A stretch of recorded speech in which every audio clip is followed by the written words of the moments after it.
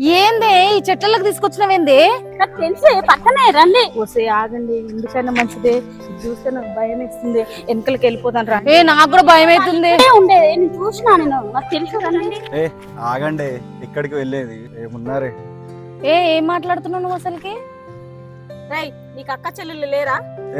మా అక్క చెల్లెలతో మీ కంపారిజన్ ఏంది? ఎంత కావాలో చెప్పండి, ముఖాన పడేస్తా. ఏం మాట్లాడుతున్నావు? నీకేమన్నా అర్థమైందా? మీకు అర్థం కావట్లేదా? ఎందుకు అట్లా మీద మీద వస్తున్నావు నువ్వు? చెప్పండి, ఎంత కావాలో చెప్పండి. మీకు అర్థమైంది అన్న విషయం నాకు అర్థమైంది. ఏంటిది అర్థమయ్యేది? ఏంటి ఏమైందమ్మా? చూడక్క, వీడు ఏదేదో మాట్లాడుతున్నాడు. ఆడవాళ్ళని చూడకుండా కూడా ఏదేదో చెప్తున్నాడు అక్క.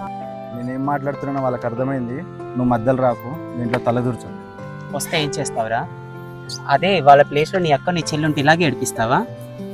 మీ ఇంట్లో వాళ్ళకు ఒక న్యాయం, బయట వాళ్ళకు ఒక న్యాయమా? ఓ, అర్థమైంది. నీకు కావాల్సిన శరీరమే కదా, వాళ్ళని వదిలేసి నేను పడుకుంటుందా?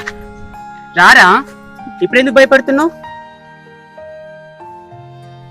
తప్పైపోయింది, నన్ను క్షమించండి.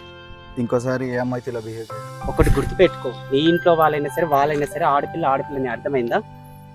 సారీ. అయినా మీకన్నా తెలీదా బయటకు వచ్చేటప్పుడు ఎవరైనా తోడు తెచ్చుకోవాలని?